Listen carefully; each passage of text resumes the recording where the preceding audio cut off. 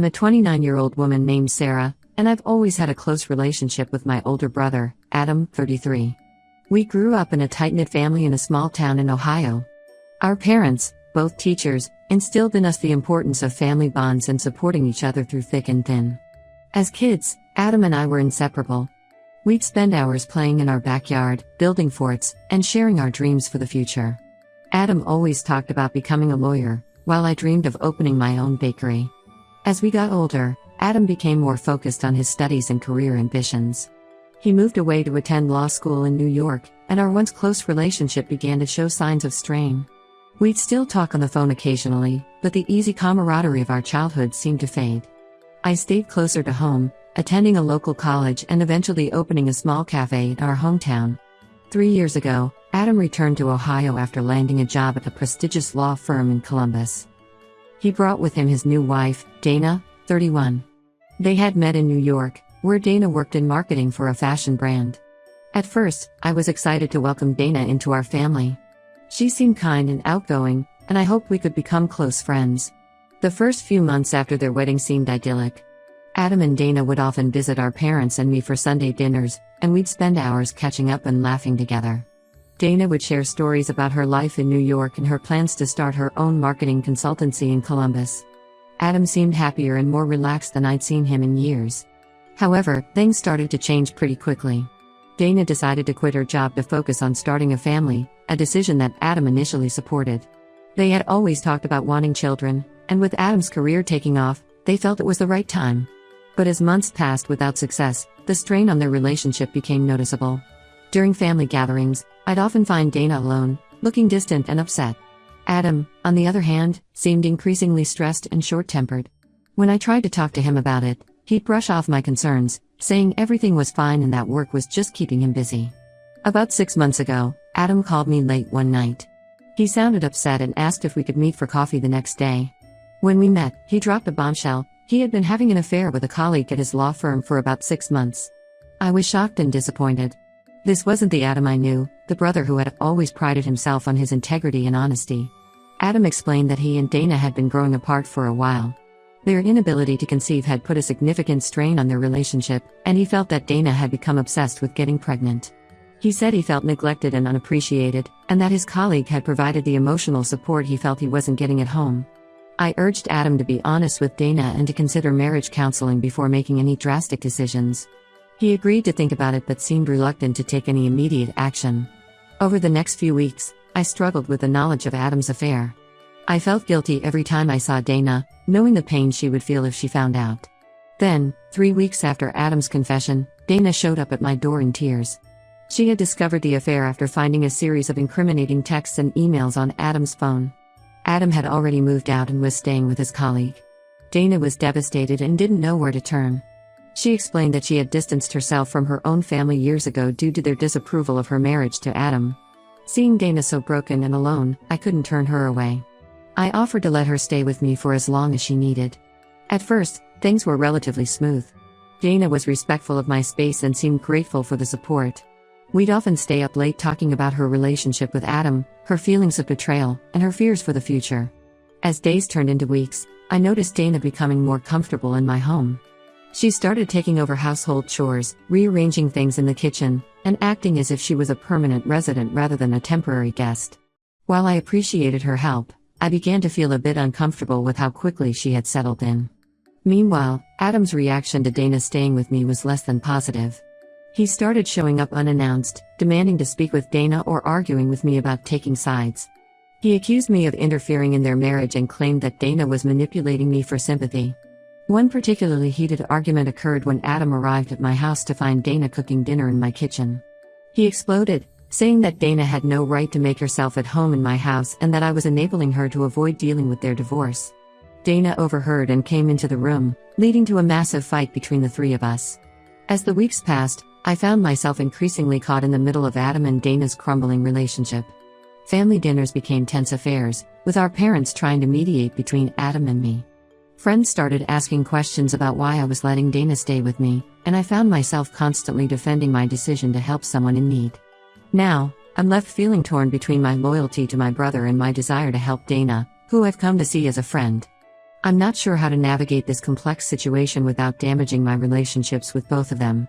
The stress of the situation is starting to affect my work at the cafe, and I'm beginning to wonder if I've made a mistake by getting involved at all. Update 1: It's been 2 weeks since my original post, and the situation has only grown more complicated. The tension between Adam and me has escalated to the point where we're barely speaking. He's been telling family members and mutual friends that I'm siding with Dana and making his life more difficult. Our parents, who have always tried to stay neutral in conflicts between Adam and me, have started to express concern about my decision to let Dana stay. They called me last week, saying that Adam had been to visit them and was extremely upset about the whole situation. My mom suggested that perhaps it would be best if Dana found somewhere else to stay, as her presence in my home was causing problems for everyone. I tried to explain my perspective to my parents, but I could tell they were conflicted. They've always taught us to help those in need, but they also hate seeing their children at odds with each other. The conversation left me feeling frustrated and misunderstood. Some of our extended family members have also gotten involved. My cousin Lisa, who has always been close to Adam, called me to ask why I was choosing Dana over family. I spent nearly an hour on the phone with her, trying to explain that I wasn't choosing sides, but simply helping someone who had nowhere else to go. Lisa seemed skeptical, and I got the feeling that Adam had already given her his version of events. Meanwhile, Dana's behavior has started to change in ways that are making me uncomfortable. At first, I appreciated her help around the house. She would cook meals, do laundry, and keep things tidy. But recently, she started making changes without consulting me first. Last Tuesday, I came home from a long day at the cafe to find that Dana had completely reorganized my bedroom closet. She said she thought it would be more efficient this way, but I couldn't help feeling that she had overstepped a boundary. I didn't say anything at the time because I didn't want to seem ungrateful, but it left me feeling uneasy in my own home. Then, a few days ago, I overheard Dana on the phone with someone, I'm not sure who, talking about her living situation. She was saying things like, "I just need a little more time, and once I'm more settled here, I'll figure it out." The conversation made me wonder if Dana had any plans to move out or if she was looking for work. When I asked her about it later, Dana became defensive. She said she was still processing everything that had happened and wasn't ready to leave yet. She reminded me of how difficult it was for her to find a job without any recent work experience, especially given the emotional state she was in. I understood her perspective, but I couldn't shake the feeling that something wasn't quite right. The situation came to a head yesterday when Adam showed up at my house unannounced. He seemed calmer than during his previous visits, but there was an underlying tension in his demeanor. He asked to speak with me privately, and once we were alone, he dropped a bombshell. He was considering involving lawyers if I didn't make Dana leave. I was shocked by Adam's threat. He explained that having Dana live with me was complicating the divorce proceedings and that her continued presence in my home was making it difficult for him to move on with his life. He accused Dana of using me to manipulate the situation and delay the inevitable. Before I could respond, Dana walked into the room, having overheard part of our conversation. What followed was another huge argument, with Dana accusing Adam of trying to make her homeless and Adam countering that she was taking advantage of my kindness. I found myself standing between them, literally and figuratively, as they hurled accusations at each other. The argument ended with Adam storming out and Dana locking herself in the guest room. I was left feeling overwhelmed and conflicted. On one hand, I understood Adam's frustration. If what he was saying was true, then Dana's presence in my home could be complicating their legal situation. On the other hand, I couldn't bring myself to throw Dana out when she clearly had nowhere else to go. As I sit here writing this update, I'm at a loss for what to do next. The situation has grown far beyond what I initially signed up for when I offered Dana a place to stay. I'm starting to feel the strain in all areas of my life. My relationship with my brother is damaged, my parents are upset, and I'm constantly walking on eggshells in my own home. I've considered reaching out to a mutual friend who's a family therapist, hoping she might be able to mediate the situation or at least offer some advice. But I'm worried that involving more people will only complicate things further. For now, I'm trying to maintain some semblance of normalcy in my daily life. I go to work at the cafe, try to keep up with my hobbies, and do my best to create some space between myself and the ongoing drama. But it's becoming increasingly clear that something needs to change, and soon. I just wish I knew what the right course of action was. Update 2: It's been a month since my last update, and I've uncovered information that has completely changed my perspective on the situation. After Adam's last visit and his threat to involve lawyers, I decided to do some digging into Dana's situation. I felt uncomfortable about it, but I needed to know if there was any truth to Adam's accusations. I reached out to some mutual friends who knew both Adam and Dana well. What I learned left me feeling shocked and betrayed. According to these friends, Dana had known about Adam's affair for months before she showed up at my door. Not only that, but she had apparently been planning to use the situation to her advantage. One friend, Maria, told me that Dana had confided in her about discovering Adam's affair nearly 3 months before she confronted him. According to Maria, Dana had decided to keep quiet about her knowledge and gather evidence instead. She had talked about wanting to teach Adam a lesson and ensure that she got as much as possible in the divorce settlement. Another friend, John, mentioned that Dana had been asking around about divorce lawyers specializing in infidelity cases weeks before she supposedly found out about the affair. He said he thought it was odd at the time but didn't want to get involved in their personal business. Armed with this new information, I decided to confront Dana. When I first brought up what I'd heard, she denied everything. She accused me of not trusting her and listening to gossip. But as I presented more details, her story began to unravel. After nearly an hour of back and forth, Dana finally admitted the truth. She had indeed known about the affair for months and had stayed with me partly to make Adam's life more difficult. She explained that she was angry and hurt, and didn't want to just walk away quietly while Adam got to start a new life with his mistress. I listened to Dana's explanation, trying to understand her perspective. I could see how hurt and betrayed she felt by Adam's actions. However, I couldn't shake the feeling that she had used me as a pawn in her plan. I told her that while I sympathized with her pain, I couldn't continue to be part of her scheme. Dana's reaction to my words was intense. She accused me of abandoning her just like everyone else in her life had. She said that I was choosing Adam over her, that I had never really been her friend. Her words hurt, especially after all the support I had given her over the past few months. After my conversation with Dana, I felt I needed to talk to Adam. I called him and asked if we could meet in person. When we got together at a local coffee shop, I told him everything I had learned. For the first time since this whole ordeal began, I saw genuine remorse in my brother's eyes. Adam admitted that he had handled the situation terribly from the start. He said that he should have been honest with Dana as soon as he realized his feelings for his colleague. He also apologized for the way he had treated me, acknowledging that he shouldn't have put me in the middle of his marital problems. During our conversation, Adam revealed that he and his girlfriend, the colleague he had been having an affair with, had broken up. He said the stress of the situation and the guilt he felt had put too much strain on their relationship.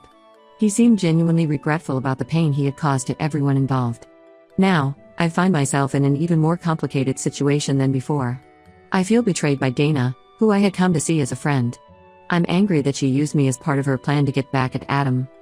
At the same time, I'm disappointed in Adam for his infidelity and the way he handled the aftermath. I'm left wondering what my next steps should be. Should I ask Dana to leave immediately? Do I give her some time to find another place to stay? And what about my relationship with Adam? Can we rebuild the trust that has been broken? I'm also concerned about the potential legal implications of the situation. If Dana has been staying with me as part of a strategy to influence the divorce proceedings, could I somehow be implicated in any legal issues? As I write this update, I'm feeling overwhelmed by the complexity of the situation. What started as an act of kindness, offering a place to stay to someone in need, has turned into a tangled web of lies, manipulation, and hurt feelings. I'm not sure how to proceed, but I know that I need to prioritize my own well-being and peace of mind. Update 3. It's been 3 months since my last update, and I've finally taken decisive action to resolve the situation. After much consideration and several sleepless nights, I decided that I needed to ask Dana to move out of my home. I approached the conversation with Dana carefully, trying to be as compassionate as possible while also being firm in my decision. I explained that while I understood her pain and anger towards Adam, I could no longer be involved in their situation. I told her that I felt betrayed by her dishonesty and that I needed to prioritize my own well-being. Dana's initial reaction was anger and disbelief. She accused me of abandoning her and siding with Adam. However, as our conversation progressed, she seemed to realize that she had overstepped boundaries and taken advantage of my kindness. In the end, she agreed to move out, though she was clearly unhappy about it. I gave Dana 2 weeks to find alternative accommodation. During this time, I helped her research affordable apartments in the area and even reached out to some friends to see if anyone knew of any job openings that might suit her skills. Despite the tension between us, I wanted to ensure that she wouldn't end up in a difficult situation. Dana moved out last week, and I finally have my house, and my peace of mind, back. It's been a strange adjustment, getting used to living alone again after months of having a housemate. But with each passing day, I feel more relaxed and at ease in my own space. As for my relationship with Adam, things are still complicated. He has reached out several times since our last conversation, attempting to rebuild our relationship. He's apologized repeatedly for his actions and the way he handled the situation with Dana. While I appreciate his efforts, I'm not sure I'm ready to fully forgive him yet. I've told Adam that I need some time and space to process everything that's happened. I've explained that while I love him as my brother, his actions have damaged my trust in him. I've suggested that we take some time apart to reflect on our relationship and how we want to move forward. For now, I've decided to block both Adam and Dana's numbers on my phone. It wasn't an easy decision, but I feel it's necessary for my own healing process. I've also muted their social media accounts to avoid being constantly reminded of the situation. I've been focusing on my own life and well-being. I've thrown myself into work at the cafe, even starting to explore the possibility of expanding the business. I've also reconnected with friends I had somewhat neglected during the months I was caught up in Adam and Dana's drama. My parents have been supportive of my decision to distance myself from the situation.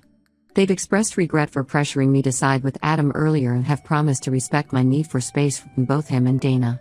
This experience has taught me valuable lessons about setting boundaries, the importance of honesty in relationships, and the need to prioritize my own well-being. While it was a difficult and often painful journey, I believe I've come out of it stronger and wiser. Moving forward, I plan to focus on my own personal growth and happiness. I've started seeing a therapist to help me process the emotional toll of the past few months and to work on setting healthier boundaries in my relationships. It's been helpful to have a neutral party to talk to about everything that's happened. I've also decided to take a short vacation next month, something I haven't done in years. I'm planning a solo trip to a nearby beach town, where I can relax, reflect, and recharge. I'm looking forward to having some time to myself, away from the stress and drama of recent events. As for my relationships with Adam and Dana, I'm taking things one day at a time. I know that eventually, I'll need to address the situation with Adam and decide how I want our relationship to look moving forward. For now, though, I'm giving myself permission to focus on my own needs and healing. This whole experience has been a stark reminder of how quickly life can become complicated and how important it is to maintain clear boundaries, even with family. While I don't regret trying to help Dana initially, I've learned that it's crucial to consider all aspects of a situation before getting involved. I'm grateful for the support of my friends and the rest of my family during this difficult time. Their understanding and encouragement have been invaluable as I've navigated this complex situation.